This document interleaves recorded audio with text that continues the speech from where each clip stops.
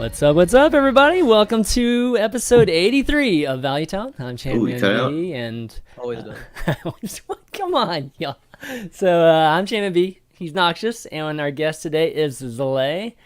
What's going on? Guys? You moved on me, man. You already moved on me. I'm sneaky. I did nothing. Yeah, exactly. Also, why did your hand show up in my webcam frame, ChanMan? Oh, my hand? Oh, is my hand in there? Oh, okay, anyways. That's because I'm touching you. That's why. Looks beautiful. We're doing great. Exactly. That's fucking Anyways, sketchy. guys, welcome to Value Town. Fast. Oh, nothing like starting on a great note there. Hey. Yeah, so exciting times in Hearthstone, and just with the release of, obviously mid-release of One Night in Karazhan. So I figured we'd have some more discussions on decks and cards. Also, HCT European Prelims happened this past week, so talk a little bit about that, as well as bringing back Mekkatorque Workshop, because a lot of you guys love that segment. So we've got a few cards that we've come up with, or a few concepts that we've come up with, so we'll talk about. And then viewer Q&A at the end. Go ahead and tweet your questions to me at ChanManV, and we'll try to read some at the end. If you don't have Twitter, we'll take Twitch chat. We'll take a question or two from Twitch chat too. So you're included too, Twitch chat. Don't worry. All right, so our week in Hearthstone, guys. Big week for Zalae here, given that he joined a new team, Luminosity Gaming. Congratulations on that, man. How you feel? Thanks. Feels good. I'm really happy with my new team. Bunch of great teammates. I met the leadership. They're cool guys, and the move just makes a lot of sense to me, right? Because Archon's moving away from competitive Hearthstone, and Luminosity's now like the #1 team in North America. So it's exactly where I want to be. Yeah, joining Muzzy, Chalky, Frozen, and Phone Tap. Phone Tap. Yeah. Yeah. That's a team full of really, really good players right there. Yeah. That's cool. So Funny enough, though, like none of them have like this crazy big win, right? Which is kind of like unfortunate. Chalky. Well, Chalky just had a big one. All right, he had the DreamHack Costin, but like it's one of those things where, like, Chalky for so long was kind of under the radar. Frozen Muzzy, yourself, Phone Tap. It's kind of like you've been around for literally ever. But it's one of those things where everybody knows the quote unquote big names, but it doesn't spring to mind. Yeah, I think these are guys that were maybe under the radar for the general public, but like for players like myself who, are in competitive Hearthstone, I've always known who these guys are and know that they're good. So I'm definitely happy to be working with them. And I'm about to have a big month. I have a bunch of important tournaments coming up. Like this weekend is NA Prelims, and then I have a couple more tournaments after that. I don't know if I can talk about them, but I'm excited for it. It's good. Yeah, nothing. September. It's always every single year. September, October into BlizzCon is always just craziness in terms of the Hearthstone community. So not surprised that there's a bunch of events coming up, but that's really exciting for you, man. It's great that you got a team backing you now. Really, really good. All right, so Archon. So just I guess Team Archon is getting away like officially now, right? From competitive Hearthstone. Just you leaving obviously was I think you were the last player, right? No, they still have Amnesiac, and he's pretty good. That's right. So they're not out of the scene entirely. And Amaz is a good player when he chooses to practice competitive Hearthstone. Right. So, Which but he hasn't for a while. But. I mean, the Amaz vs. World Series is pretty fun. I just saw Chalky on it today. Yeah. No, it's a lot of fun. Oh my god, yes. You gotta mark that Amaz value though, man. That's where the Archon value is at this point. Yeah. Always trying new things, man. It's definitely good. So all right, Karazhan. So this past week, the prologue and Wing 1 were out. So I figured we'd talk a little bit about our experience finishing that, just regular and heroic. So any kind of cool, funny things, or maybe what decks did you use to finish heroics, Zalae? I just used Patron to beat the heroic decks. It was really easy. Really? That's what I did too. I was just like, so just deal one to this and good luck. Yeah, It was. I used Warrior too, nice... but I didn't do. Yeah. Like Ravaging Ghoul sounds pretty good against these guys. Heroic chess, I lost a bunch of times until I got like that knight bishop combo going. You just have to have such a good early game, or else you're gonna get wrecked. Well, you have to get like, 3 pawns right off the bat, or you're just fucked. Oh yeah, yeah. By early game, I'm talking about turns like through 5. Yeah. Your first like 5 turns have to be good. Yeah, you got to pull ahead and just snowball that lead hard because you just run out of cards. How many times did it take for you to do it? I'm gonna say 5. I don't know. Yeah, it took me 3, surprisingly. It wasn't. I almost finished it on the first one. I think I screwed up like one of the moves at the end to totally. I think the guy had 1 health left. I couldn't hit the guy. That happened to me too. He wasn't 1 health. My queen was like 15th card of the deck. Ooh, yeah, I had that. Yeah, I got. I think that was my first try. First attempt, queen was the last card, and I was like, oh, they might have not given me 1 to make it really, really hard. Yeah. And then second attempt, where I did it was queen like 5th card from the top, almost on curve, and it was ridiculous. Like you rook in the middle, and then you keep it healed up with a knight with a bishop between them, and it's just an auto win. Yeah. But yeah, like if they get a knight early that you can't handle, you're screwed. You're just completely screwed. Right. Yep, that's pretty much true. I just didn't realize at first that like I had such a small deck, right? Like the first time I was playing through it, I was like, oh, this is good. I'm ahead. This is great. I'm gonna crush this guy. And I was like, so I have 0 cards and he's killing a minion every turn and he's still drawing cards? Exactly, right. No, that's not working. That's where the puzzle comes in. They changed my hero power. That's it. Oh, we're good to go. No, that's not it. They literally have your pieces. No, I love the hero power too, where you can just shift the position of things, because that was really, really important too as you get closer to the end of the game. But easily my favorite boss encounter, out of all the adventures so far. How about you guys? How's it rank for you guys in terms of all the adventures and bosses? Yeah, it might be the coolest. Mm-hmm. Yeah, I think honestly, like the Medivh fight, the prologue, what I really loved is how they captured the essence of the mage class and just pushed it to the limit. And it's still like, imagine a world in which Hearthstone is actually balanced that way for both players. Like the game is so insanely swingy. Like the thing is, you can't stop it. It becomes a game of OTKs, but they really did it well. Like it's not they gave us like a half-assed array of cards that were individually overpowered. Right. Everything worked together, and you saw that they had like this vision. And you drew enough cards through the little minions that let you cycle them again and again and again. It was a beautiful deck design. So, like that I thought was, if not the best encounter, because I thought chess was better overall. Yeah, I think it just shows that they really get boss fights and PvE in Hearthstone. I think they're starting to nail it. Yeah, I mean thematically too. It was I mean it's just awesome, right? This whole Beauty and the Beast type of feel, right, with the dishes, and then the mirror. I mean, easily the funniest boss, right? I mean, there are some other funny ones too, but that one I think takes it. Just some of the funny remarks he makes to Moreau. I like the idea of beating people up with silverware is pretty cool. Yeah, I like that. Arming a spoon. Yeah, that's good stuff. I'm forked. Fork N'Zoth. You're gonna love that, dude. I've got a crazy good N'Zoth list with fork. That card is surprisingly a little better than I expected it to be. I thought it was trash when we were reviewing it. It was garbage, and it actually turned out to be pretty good. I don't know what's I feel like I nailed that one. I don't know what I said, but I felt like this card's not that bad. Like, it's all right. Yeah, I mean, you're right, because Deadly Poison takes a slot, and you're like, this is a minion and Deadly Poison together. So, yeah, all hail the new fork.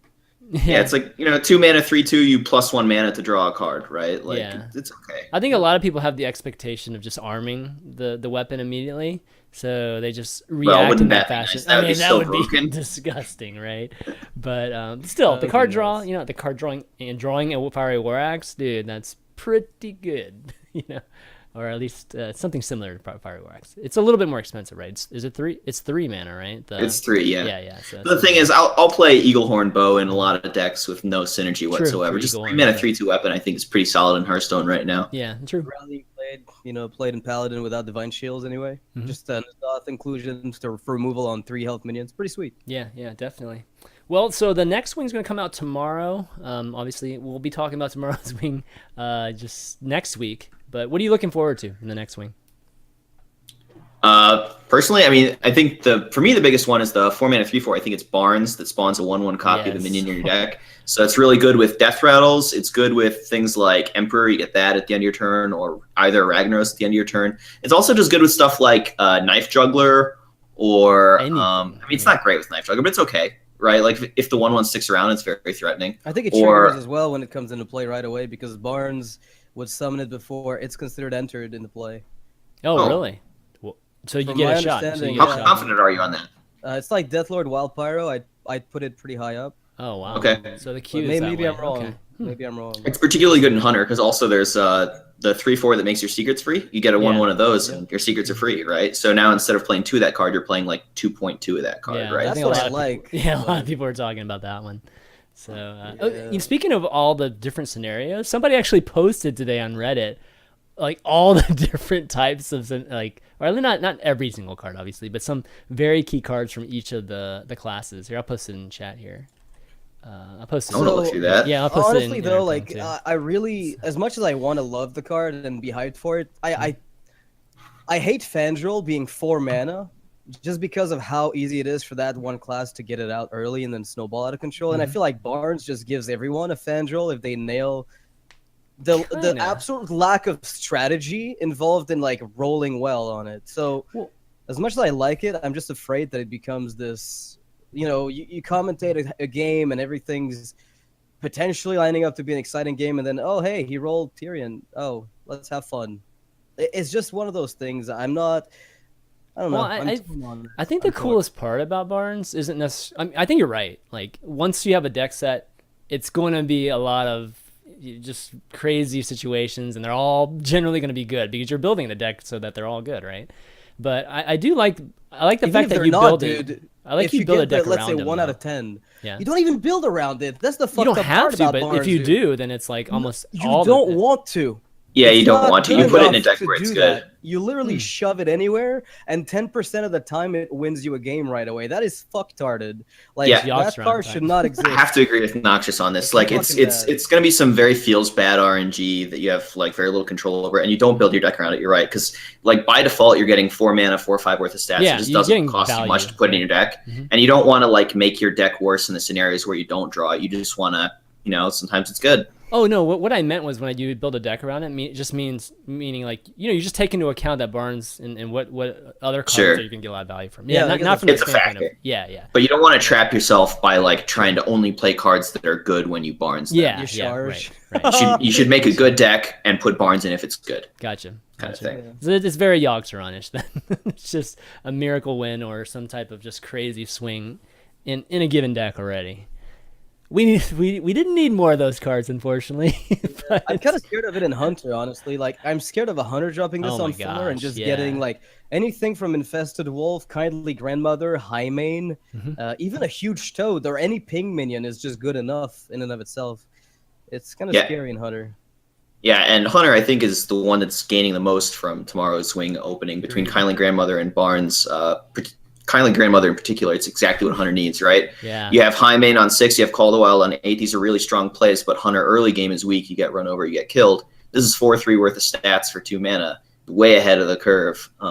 So if you can use it effectively, maybe play something like Abusive Sergeant in there, then to use the 1/1 body effectively. Or also, it's threatening with Houndmaster. It's crazy good How do you Houndmaster. stop That's Houndmaster? that's how I always interpreted it. It was like a Houndmaster buff because Yeah, I know Yeah. you like the card's card a lot, guaranteed. right? Yeah. Like Chairman, I know, like you were kind of hyped for the Hunter come back. You're like getting like a lot of buffs for the class. So tomorrow's kind of your wing.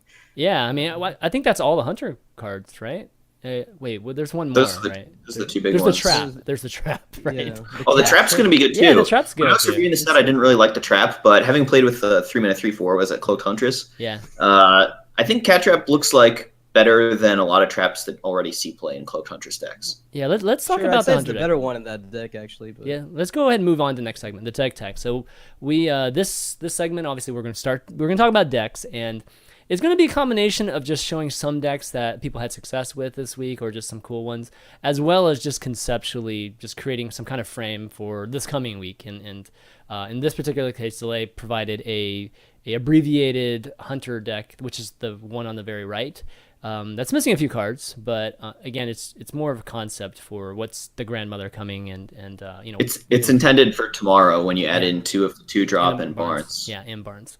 But let me explain what's here. So the 2 Hunter decks on the left are the ones that Firebat posted probably a day or 2 after the wing came out. and they're definitely on the aggro side of play, given that it tops out at 3 and tops out at 4. Both of these, one's just a little bit slower than the other, but this is more for like this week, just like immediately right now, like these type of cards. What's your thoughts on those hunters? The left one, the leftmost one, starting with that one. Noxious, how about you? Why don't you lead off with this? Yeah, I mean, this is kind of the this is a Cloaked Huntress lock and load build, which Reyna talked a lot about in the past weeks, talking about Karazhan and whatnot. And I've been deck building or brewing that kind of list, since the card came out, the Cloaked Huntress. The idea was to run like a Yogg and load Emperor Thorson shenanigan, and I very quickly realized the last thing you want to do is play that. So as you speed up the deck more and more, you end up realizing playing the whole. There was an early version in Whispers of the Old Gods of the aggro hunter with on the hunt with Blood Mage Thalnos, like it got a kind of push. I remember some that. spell damage being sprinkled in, which was kind of wonky. But this is basically like an even more push version thanks to Huntress, because you don't need Animal Companion because it's almost quote unquote too slow. You want to guarantee the Wolf Rider value, and the way that Firebat build this is essentially the better version of a Cloaked Huntress lock and load, in my mind at least. There's probably a few tweaks to make, like here and there. Like I wouldn't hate modifying some, secrets around depending. But like the lock and load Control Hunter dream is still not here. Like I haven't gotten there yet. It's still just not here. And just for folks listening on audio, because we have a lot of Valley Town listeners, this deck is, like Noxious said, very very much like the lock and load or Yogg and load decks that you see, but it doesn't have Yogg in it. But lots of those lock and load decks you see, it's got all the arcane shots and on the hunt tracking all the or most of the traps. It's quick shot. It's got the Cloaked Huntress, Eagle Horn Bow, Kill Command, Unleash, Wolf Rider, and it also has like one Novice Engineer just because it needs some kind of draw. But Zalae, what do you think about this one? I've played tested a little bit with Firebat against these sorts of decks, and it's really annoying trying to figure out how to play optimally against like a pile of secrets. Seriously, it's a deck where it's like the cards individually have super low power level. It's like all these janky traps and lock and load, but it has a heavy amount of synergy to make up for it, right? So the most obvious thing that you're trying to set up is a turn where you go lock and load, Cloaked Huntress, 5 secrets, draw 5 cards, right? There's a little bit of awkwardness there where lock and load is like a value card, and we're playing sort of more of a Smork-based game plan. We're playing like Face Hunter, right? Where we just want a Wolf Rider and a Leech Sounds and Explosive Trap and just hit him in the face with our hero power. Right. And we're not really trying to win the board or outvalue people, but we are building around lock and load. But you know what? Sometimes it works out, and it like the synergy is so powerful, maybe it's okay anyways. I think this is probably not the strongest tournament deck, but it's like definitely good enough to win a bunch of games on ladder. Yeah, it doesn't seem like the consistency is. I mean, you can definitely win. I can see winning over 50% with this, but because of the lack of card draw, like that dream scenario or that card drawing scenario is tough to come by sometimes, right? Yeah, but you can always get the usual lock and load value, right? Like we're talking the dream scenario of Huntress vomit all your hand, but sometimes it's just turn 4 lock and load coin. Arcane Shot on the hunt tracking, you get 3 extra cards, dig for 1. You've done very little, but if you have a bow set up, very often you snipe, like you kill something with it. One of your secrets is probably on the board, and you've been defusing the board with your bow. Since you have so many traps to trigger, they either don't feed your bow, which means they just don't deal any damage, so you're fine. Right. Or you've been killing stuff with it because they keep feeding you charges. So I really like the way the deck plays, even though you end up with a lot of awkward hands. And sometimes you have to, pray that lock and load in and of itself without Cloaked Huntress carries you. I mean, just picking up one Call the Wild sometimes just lets you win the late game. You don't even have to play them in the deck. So here's a question: why not just throw a Yogg in here? Like, how many spells are there in here? Holy, you don't want to get to. I mean, the reason is it costs 10 mana. True. I guess and you don't want games going that long. I guess you don't get to 10 with this deck. Yeah. But it's really cool, though. It's a very spell-heavy deck. So the middle one, or the one on the right that Firebat presents here, is more... There's definitely a lot more minions in this deck. This is more, I guess, along the lines of... I don't know, it's not as much charge minions like Wolf Rider and whatnot. There's definitely more 2-drops and solid 3-drops here. But we're talking Beasts of Sergeants and Argent Squires and Dire Wolves, Freezing Traps, Huge Toads, Knife Juggler... Let's see, anything else that stands out? Infested Wolf, really just topping out. And it's got the close Huntress right? too. It's got the Huntress too.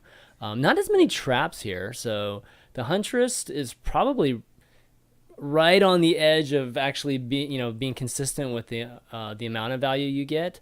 But this type of hunter is obviously really powerful too. We've seen it in the past, and I mean with grandmother, who knows? Like I could see grandmother fitting into this type of deck better than the other. 100%. Yeah. Yeah. Just like off the, like if I don't know if you've played tested against that, Zalae, but like I think the importance of Cloaked Huntress in the deck is just that it's a 3-mana minion in this deck, as opposed, which is one of the better ones that Hunter can include, as opposed to being more damage or like a later card, because this is still on the aggressive side of Hunter, right? Yeah, I really like this deck. I like it quite a bit better than the first one. I think it's definitely the kind of deck that'll take you to Legend if you play it a lot, although not if there's really time anymore. And like you said, it's great with that new 2-drop. The Knife Juggler synergy is intense with this deck, right? There's Snake Trap, Unleash, and you add that 2-drop for another Death Rattle minion. Also, the fact this deck uses the 1/1 body of the 2-drop really well because it has Abusive Sergeant, Dire Wolf Alpha to buff it up so it can actually trade into more meaningful things. Oh, also there's Infested Wolf for the Knife Juggler. That's another synergy there. But there's kind of, these two decks are trying to use Cloaked Hunters in different ways. The first one was sort of trying to get lock and load value off Cloaked Hunters. This one is trying to just get tempo off of Cloaked Hunters so that you pull ahead on board so much that your opponent can't deal with everything you have, and you just get to hit them in the face repeatedly turn after turn with your minions because they're just behind on mana. You spent so much more mana because you got a free secret played. And so I really like this deck. It's a nice tempo deck. You get ahead and you beat them up. Yeah, it's got that feel of just just your typical hunter, honestly. When you get a freezing trap and you get a huntress on the board, there's a lot of times, like you said, you just know looking back at that point, right? So how about the deck that you're like? I guess the abbreviated deck that you have here. How's this deck different? Oh, this deck obviously goes more like beyond the 4 mana. Like very slower version. Right. This is sort of like the second deck. It's sort of like the second deck. It moves to it's just a mid-range hunter that tries to adapt the new cards that are coming out tomorrow. So if you wanted to have a starting point, you put in 2 of the new 2-drop and you put in a Barnes, and you're gonna get a lot of value out of those cards from this deck. You have a Houndmaster and 2 Abusive to make that 1/1 body more relevant, and it's just a pile of good stuff with a curve to it and some balance. Yeah, just adding, I guess, 4. So the Huge Toad, you still think that's a necessary one, or at least 2 of them, if you're going to be adding Grandmother? You need 2-drops, right? I think you need some 2-drops. Yeah, which one is debatable. I lean towards Huge Toad. Like the second deck, it had like Argent Squire and Dire Wolf Alpha. This deck doesn't have room for that because it's trying to extend the curve up to High Main and Call to Wild. Not as much because I want High Main, but because I want Call to Wild, and if I'm playing 8s, I might as well play High Mains along the way, right? You have to get there even might better, as well, like even more consistently. Yeah. Okay. So I just don't have room for the Argent Squires, and without the Argent Squires, I probably prefer the Huge Toad over the Dire Wolf Alpha because it's just not buffing as many 1-drops on turn 2. Yeah, so you got 1 snipe and 1 snake trap, which is, this is the dilemma I fall into sometimes, where it's like, God, I want this trap for this matchup, and I want this trap for this matchup, so I end up adding 1 of each. Just kind of, I guess, thoughts on that. Like, I guess snipe in particular, because snipe seems to be good against, I don't know, maybe half of the matchups, right? And where snake trap, generally what you're trying to accomplish, is good, I think, for every matchup. Maybe. I think a lot of it is I just want to keep my opponents guessing, and I don't want to have 2 of the same traps stuck in my hand, or I play 1 and the other one's stuck in my hand and that kind of thing. Yeah. So I just want to I want to make life difficult for my opponent playing around my secrets correctly. So I like having a variety for that reason. Yeah, cool. As for the exact balance, I don't think there's a correct mix of traps. I think it changes from day to day, and there's also a lot of value in doing something different with your secret package than what other people are doing. If everyone else is playing 1 freezing, 1 snake, 1 explosive, you should just change that. Just do something different so that people play around the default list and play right into what you actually have. Yeah, I mean, the new cat trick secret really scares me because it adds another condition for you to check against Hunter. And unlike mages, I feel like you have even less time against Hunter to check for stuff. I don't have the luxury against Hunter to literally skip a beat and check for other stuff. So against Hunter, it's really just a matter of doing anything and hoping it works out, because they will punish the heck out of you if it doesn't work, which I feel like mages, the way their secrets of works and scientists is out is basically, well, it's often just ice block in the slow decks, and you often just don't see any in the faster list. So when I see Hunter is getting an extra secret with a different condition, my head just does, and it's a good one. It's not like, No, it's oh, here's definitely a shitty jungle panther. You know, it's actually 2 mana, get a panther, which is also a beast. It's insane. That card just looks bonkers, and the punish of it is ridiculous. Well, it's Good nice too because a trap like Bear Trap always required a minion to hit you in the face, or obviously a weapon too. Where this, this makes up for those decks that are very spell heavy, and they don't end up triggering that trap whatever reason. Now they trigger this trap and actually lose tempo because of it. That's one thing that's really cool about cat trick. Bear Trap, I'm excited for it. Like Bear Trap is worded such that it shouldn't wait until it hits you in the face. It should, like, after your hero's attacked. It doesn't mention really? I didn't taking any damage. Oh, but the okay. way that it functions is you actually have to take the damage. I mean, it's worded differently than Explosive Trap, so that makes sense. But it's not acting as a noble sacrifice, which is kind of what you want it to do. Very often, just stop something. Yeah. True. It's a weird one the way Bear Trap works, but yeah, I think Cat Trick's strong. I don't think it's insane, but I think it's stronger than I initially reviewed it. And I mean, if you look at like how it compares to like the top 4 tournament decks right now, which is Aggro Shaman, Zoo, Druid, and Warrior, right? And the Warrior can be a lot of things. Generally, Warrior has a hard time testing for a spell, so it's going to be pretty good there. Like, if they brawl, it spawns the 4/2 after the brawl, which is just insanely good, right? That is ridiculous. It is crazy. Against Zoo, the cat trick's quite bad, right? It's only proccing if they play like Power Overwhelming or something off of a Peddler. Right. Forbidden Ritual, I guess, occasionally will get. Oh yeah, that too. Yeah, okay, but still, it's like pretty bad. That's like not proccing very early, very often. They can play around it too heavily with Druid. So it's good against Warrior, bad against Zoo. With Druid, they proc it all the time because their deck's a million spells for Yogg, but they have a good amount of control over how they proc it because they have cards like Innervate or Living Roots, or they just have a lot of cheap spells that can start their turn with. Raven Idol's an excellent way to test for Cat Trick. So Druid, it's kind of like 50-50 against. Like, you're going to get the 4/2 cat, but they're going to have a good amount of influence over when and how, and they're going to be kind of okay against it, I think. And then, what was the last one? Aggro Shaman. They're kind of stuck playing those Lightning Bolts and Rock Biters sometimes, right, for removal, and then boom, out comes a cat. It's going to bite them. I mean, I wonder if you see Earthshock make its way back into Shaman after Hunter gets the 1/1, because that gets shut down really hard, like the Kindly Grandmother with Earthshock. If Barnes gets played, Earthshock also, can take care of the. I don't want to Earthshock a Barnes, but I like Earthshock and a Kindly Grandmother. That's really because like, you would bring back the big minion. The issue is like if it's something you need to handle through damage, then you can actually make it happen. Like, if you don't want the effect to trigger, no death rattle to occur. It's one of those things where like Earthshock kind of phases in and out. I know the Chinese version of like Aggro Shaman runs it as a 1-of nowadays, just for time. Is interesting. Yeah. I put one in my Aggro Shaman for prelims.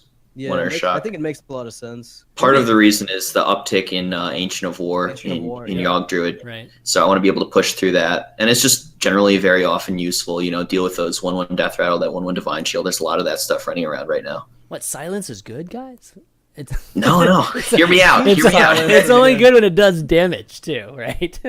Or potentially does damage too. Yeah, and if you silence a Doomsayer, it's such a fist pump. That's right. Yeah, you're like, I'm not wasting 7 damage on this. It feels so bad. Definitely good. All right, well, why don't we move on? A couple other decks. These are a couple decks that I've just been messing around. So I'm going to preface this with, these decks aren't good, guys. They're not necessarily good, but they're good discussion points, because I think these archetypes are starting to build up, and the question is whether they're there or not. So the first one is the Bolster Warrior, and this is literally just a hodgepodge of things, and I really just wanted to include a bunch of discussion points, because right now with Bolster Warrior, obviously the Protect the King came out, right? And everybody's obviously thinking about Bolster in terms of, that card, given that you can have a bunch of 1/1s that have taunts on the board, and then that's like one of the few ways you can have multiple taunt minions in, like a single burst, or a single card like that. And then obviously bolstering that turns into a pretty nice turn if there is indeed a lot of enemy minions on the board. But gosh, I have the hardest time playing that card. I played that card so much, and it just feels so bad having a card be the most efficient when you're super far behind on the board, right? That's Protect the king. yeah, protect the king, right? Yeah, Like really yeah. So I mean, that's like the biggest issue with obviously with that. But so we can discuss that. But I also threw in things like, I think sparring partner has always been a card that's actually been interesting for the bolster deck. I'd play Black Knight in that deck though, because you can always bolster the enemy. You can always sparring the enemy minion. Yep, exactly. That's true. I should have put that. It's in such a dream. I tried that for a couple games, and I was like, this is just not. It works though, it's and just like not what I- the bolster deck, I'm not sure about, but like the Black Knight sparring partner, like when Reno Warrior like was around for about a week, Yeah. that was one of the few removal pieces you could use. Anyway, keep going. Yeah, so in here, I mean, there's that. There's obviously Facial Shambler in here too, just to talk about it. So I guess the first question to pose is Bolster Warrior a thing right now, or do you see it starting to become a thing? And if it is it just more of a mid-range deck? Like what can it be? Like what's the potential of a bolster deck? Like on day one, some people were having really good results with Bolster Warriors. I don't know if that was at High Legend. I think that might have been more at like meme ranks. So I mean, I've played a little bit of Bolster Warrior, and it was kind of fun and kind of effective, but it didn't seem like, I don't know. It's a lot stronger than it looked to me on paper. I'll say that. Mm-hmm. Okay. But I still don't really have much faith in the deck. What's the end game for a bolster deck? I've seen Obsidian Destroyer, like I think it was Trump's list or something. It's just like a large amount of big dudes, right? Because the bolster and the protecting are so bad against like a control deck. You need like a massive amount of threats if you want to have any kind of game against them. And they're so good against aggro that you can kind of afford to run a massive amount of these just big dumb taunts at the end of your curve. Mm-hmm. Yeah, I don't even mind like finding room for Sunwalkers and Psychotron. Like those cards are actually, I think those are actually underrated. Like the whole idea of having a control warlock, not even the Reno type, just a control warlock running, the double psych, double shambler. Like you can build it like a handlock and just go full crazy on the taunt. That has kind of worked before, but it's actually not as taunt focused or synergistic, I guess, as the bolster deck. The thing about Control Warlock is like with life tap and with your opponent doing damage to your face, you need some heal. And now that Healbot's gone, if you're not doing Reno, it just kind of doesn't. It's really hard to make that work. Feels bad, man. Every time. I tried some things with Statue too, but it was just way too passive. Like, I would get it, but then it was just like, man, how do I kill this guy? Like I can't. Yeah, you life tap. Yeah, I get all this. You're already value. dead on turn 4. Like half the time against aggro. Well, I mean, even if I do get value, it's just like I just don't have tempo because this guy can't attack. So it's like, okay, well, I got great value, but I still not killing my opponent. So that's why it's been tough, like trying to figure out just the right balance, I guess, for this type of deck. And when there is kind of some balance, then it's just like, is this really better than Dragon Warrior? I mean, this is not better than Dragon Warrior. So I still feel like it's pretty far behind. I mean, there's still ways to go.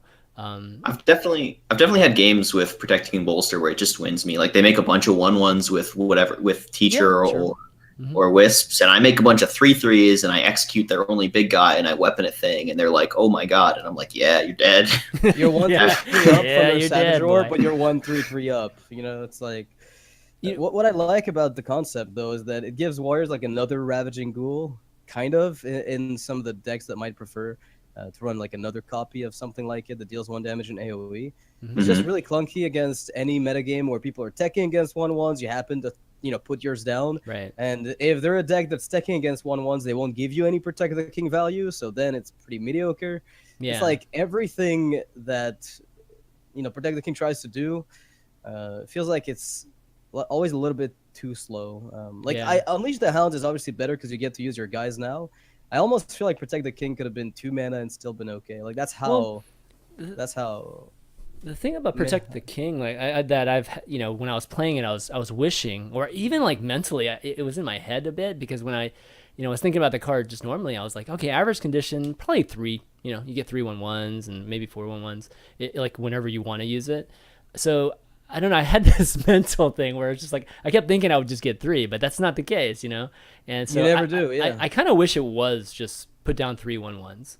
Taunted. With taunt, that would be pretty bonkers. Really? You think so? For the warrior deck, I don't know, man. I don't want like I feel like the fact that it would be consistent against everything makes it like just imagine you're up against a priest for whatever reason, and you just drop 3/1/1s. It sounds like nothing, but if you're playing that bolster lame list, then they just can't ignore those.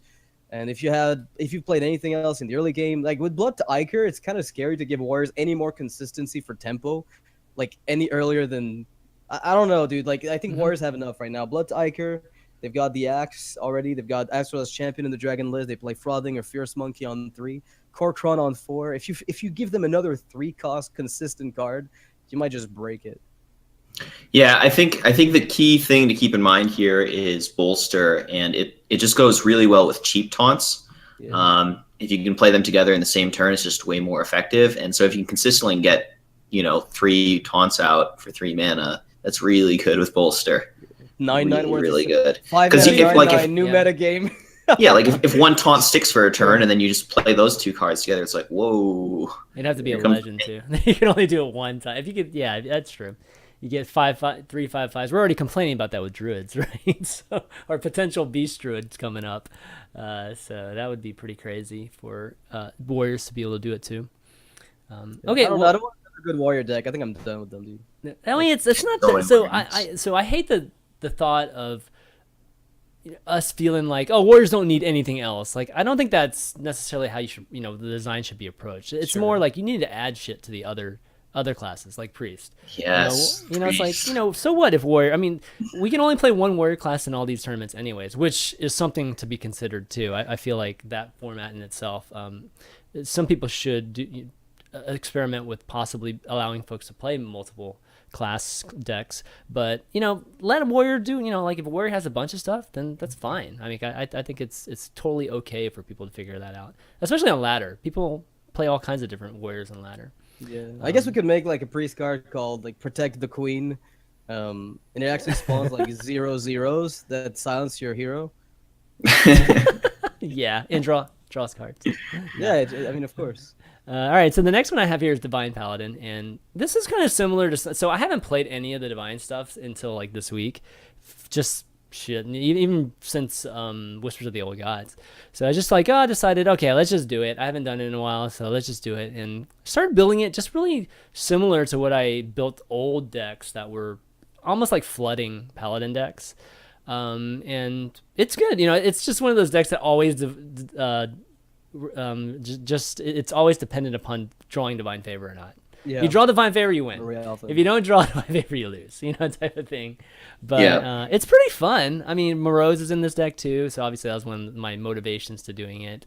And he's pretty good, man. If he's left unchecked, he's crazy good. Yeah, I have to give you a list. I mean, you have to put it in the deck that already has a bunch of 1/1s by the time he comes out, so that they've already tried to expend a lot of their AoE. Yeah. But there was this guy, DreamHack Montreal, which was like this completely crazy mess. Broadcast wise, was a nightmare. But Luker was running a Paladin list. It was like Secret Paladin, actually, and it ran like the Divine Shield approach that you're running now, but with the Mysterious Challenger sprinkled in. So the same concept applied. Like Morose was good just because of redundancy. It's just more 1/1s, and eventually the opponent's out of answers, and you might run them out of Ravaging Ghouls. Yeah, that pretty much it. Like if Ravaging Ghoul wasn't in the meta, I think Morose would be pretty just playable in many more classes. But the Ghoul and Warrior being so good actually makes it almost unmanageable. If you look at the best decks, there's Ravaging Ghoul and Swipe and Lightning Storm. So it's tough. It's tough to play these 1 health things. But like you said, if you just run them out, if you just play so many of those effects, I want to say Morose. It kind of seems like not an aggro card because like aggro, there's a lot of pressure and kill them before they draw it and all in and that kind of thing. Morose is more like a grind them out, play a. If your deck can somehow use 1/1s over a long period of time in a control deck and you're just grinding them out, then maybe that's where Morose is at its best. But then it's hard to play a whole bunch of ways to draw out Ravaging Ghouls in that kind of deck. So it's a little bit of a weird card to use effectively. Yeah, definitely. Yeah, I guess you're right. It's definitely a fun deck to play. I mean, this deck is definitely closer to an actual deck that you could ladder some with. So I'd recommend trying it out and just learn some more ways to use things like the divine the Steward of Darkshire. I want to see where this deck goes when you take like the Bile Tide Hunter and probably the Inquisitor, the 1-mana 1/3 Yeah. that lets you get Murlocs. Mm-hmm. When you play that with the 2-mana 3-mana 2/3, like the one gives you Muster for dragons. I don't know. Oh how to yeah, call the yeah. guy. That's gonna be Nightbane I love awesome. Muster for Templar, dragons. and you play That's gonna be so some awesome. dragons at the top end, obviously. Yeah. When you build that deck, like how maybe that's the kind of shell in which the whole Divine Shield approach might be able to evolve, but. I think Muster for Dragons is probably just in a Dragon Paladin deck of whatever variety, and I'm excited to play with that. But I think it's a couple weeks out. Yeah. I want to see Zubat being played in like the Bilefeldt Hunter Muster for Dragon deck. That's the dream. That's what I want. I want to see like this Paladin who's always going turn 5, get a Murloc from Hero Right. Power, drop the Zubat, and have a Dragon Whelp. That's the dream. Right. He's got a Twilight Guardian from 4, obviously, right? So Yeah. he's always got the double buff. That's true. That's definitely true. Okay, so let's see. Actually, just to do a quick run through of what was in this deck again for the listeners. This one has Beast of Sergeant Squires. It's got one competitive spirit. It's got the selfless heroes and the Bilefin, both jugglers, Divine Favor, Morose, Rallying Blade, and let's see, True Silvers, Blessing of Kings, Concussion. It's Consecration. The text is really small on my Sea Giant and Tyrion, as well as Justicar, just for endgame. Yeah. So give that a You try. could build this as a really grindy list if you went all in on Justicar. Yeah. And Morose as like your 2-win conditions. Yeah. Just shove. Sometimes it's just, I have that Sea Giant in there just because it's nice to get additional value from that particular strat too. And especially mid game too, because that giant can just doesn't necessarily kill people as much as it sometimes can just fight or just fight mid range decks and that sort of thing. So Can you actually Justicar Trueheart over the Murloc hero power, or would it? It replaces starting here. It replaces like a basic hero power, so I don't think it would. oh, it doesn't. So you would never God, get I like hate 2 that. Murlocs No, out of it. yeah. That sucks. I feel like Justicar should just. It's like what it does with Shadow Form Shadow and stuff. Form, God, I wish it would actually improve it in some way. But well, can't have it all. yeah, exactly. Okay, so Noxious, you have a N'Zoth fork deck you wanted to talk about here? Let me bring it up actually. Oh man, This looks wild, man. All right, let me bring this up. I built like 2 different lists for it. So this is kind of the standard list that I was running with at first. Do you have the second one? Let me get the second one while Sure. talk about it while I Anyway, get it. Yeah. So this is a typical N'Zoth list in that is basically running the double Huckster, 1 Loot Hoarder, Tomb Pillagers with N'Zoth. Except I'm not running any Sylvanas or Karens in the list. I didn't think that was relevant. Number one, I feel like nowadays both of these are just terrible. Like you drop them, you lost the game anyway. It doesn't matter. You're rogue, you've lost health, you can't recover board of the 6-drop. In the slower list, I can see room for Sylv or Karen as you prefer. So the idea here is that you just play Deadly Fork on 3, replacing something like a Farseer, or replacing some of that mid game that you'd put with the double Sylvanas and Karen. And I'm also running double Infested Tauren since I realized I want to chill Maw, but I can't justify it. I'd like taunts, and that kind of feels like Infested Tauren gives you the defensive potential as a 2-of that Farseers give you, except it's 1 turn later and you replace the Farseer body with Deadly Fork. And when you combine Deadly Fork with Deadly Poison, you get a 5 damage weapon, which incidentally handles stuff like Emperor at the cost of health. And you can combine that with a bunch of leftover damage. And I found that was actually a lot better than I thought. Like, Deadly Fork is, like, you don't want it from N'Zoth because it's a great card to get back. It's just a 3-2. And that's enough to push damage with N'Zoth. You don't even need to get, Sylvanas, Karen, Shilma. You just need stuff. If you get, 15 damage on board with N'Zoth, you probably win. And when I look at Deadly Fork, I just see an extra body from that. So the idea is that it lets you get a really good turn 5. I was surprised at how functional the fork was. At any turn, it gives you the extra option every single time that you have it. Every single time, I found that you can make it work. Okay. When I look at fork, I see it as a 1-of kind of card because I just don't ever want to draw 2 of that 3/2 weapon in a class that already has a hero power that makes a weapon. Yeah. So I think the card's pretty powerful as more of a 1-of. I agree with what you're saying about not wanting Cairn and Sylvanas in an N'Zoth rogue because, as you said, it's just kind of too slow. You need that early defense, and you don't need that value. And N'Zoth rogue actually already does a really good job of winning games that go long where you don't die, right? It doesn't need extra value. It needs to live, and Sylvanas and Karen just don't help with that. So I think Fork is like a really solid one of to just draw one of that weapon, and I think I like not playing the big heavy death rattles in a N'Zoth Rogue. Yeah. Yeah, it's definitely getting there, man. This N'Zoth Rogue is getting closer and closer, I think, to viability. The second list I made, actually the one on the right, is a lot greedier. So I put back Sylvanas. I still love the early game. The idea here is that I play the 1F Shadow Step to bring back N'Zoth after playing it against control deck. N'Zoth Shadow Step is so busted against the control deck. They're screwed. It's so good, man. It's so good many times to it, yeah. Like, it is viable. Like, I have, I know friends and friends of friends that have gotten to High Legend with N'Zoth Rogue. Like, it's not a bad, like, it's not my first choice for a tournament deck, but it beats the heck out of certain meta games. Yeah, So that was the idea behind the card. I ended up cutting Deadly Poisons, and that's, list on the right. Since Forks still give you like a free Deadly Poison, that's cool. And you don't need the emergency 3 damage as often against the earlier game weapons, and Ragnaros at the top end just because it's Rag. So often I find that the N'Zoth Rogue just performs just well across the board with Fork. Like these awkward turns you used to have with Raptor. I'm sorry, but Raptor, as much as I want it to work in the N'Zoth Rogue, I was just about to ask you about Raptor. Dude. Like, I'm sorry, I've tried that card so much. And N'Zoth gave me hope, but I think it's actually trash. I've come to the conclusion that it's just strictly worse than Fork, unless you're against control and you maybe get a Sylvanas reuse or something along those lines, or play a Shadowcaster list. Like maybe if you play Shadowcaster, Raptor is better, but otherwise, like I just don't see the card. I don't know, man. Sad day. So looked like such a good card. I'm not so. I don't know. I understand. I had high hopes when I saw that Raptor. I was like, sweet, Death Rattle Rogue. This is gonna be Spider Tank with upside. This could be really good, and it's just disappointing. Yeah. What do you think about Shadowcaster in the N'Zoth? I feel like it's actually one of the better ways to build the deck, but I think Shadowcaster is a lot like Spider Tank Rogue card in that it's optimistic. It relies on having some kind of board stick. And that's a hard thing to do in Hearthstone. People like to kill your things, especially if you're Rogue. Yeah, Rogue is the toughest. Maybe if they had more minions that actually spawn a token. Death Rattle minions that have a token. But yeah, it's definitely tough. Shadowcaster.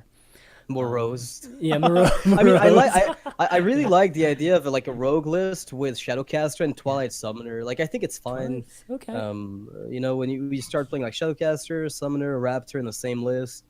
And you play like the Edwin fan, like all kinds of different copying, all the different types of copy.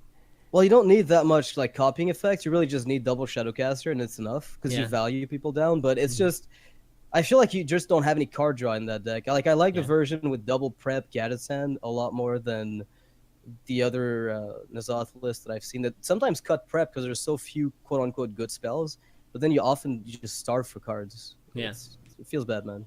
I think when you're Rogue, you really want to be trying to play a Prep Rogue. Prep's just one of those broken cards. It's not always that obvious, but cards. Yeah, exactly. Yeah, it's like kind of, if you're playing Rogue, a big part of why is so that you can cheat with Prep. Mm-hmm. Yeah. Okay, well let's talk about a few more decks that Zalae has brought, or maybe a couple more that Zalae brought here. Whoops, let me see.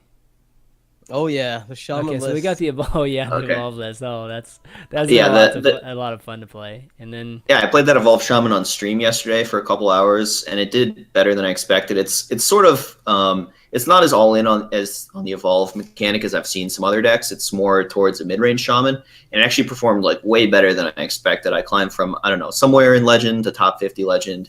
And I was really impressed with the deck. I think a lot of it had to do with what I was queuing into. It was like the most Cthulhu Warrior heavy metagame I've seen in a long time. Yeah. And so I just hexed their Cthulhu and they couldn't Doomcaller it, and then I fatigued them, and that happened a lot of times. Yep. And then I was fatigued mentally and started playing too, but that's cool too. We won't hate you. There's no spiders in this deck, dude. Come on. Yeah, no, man. the spiders sucks.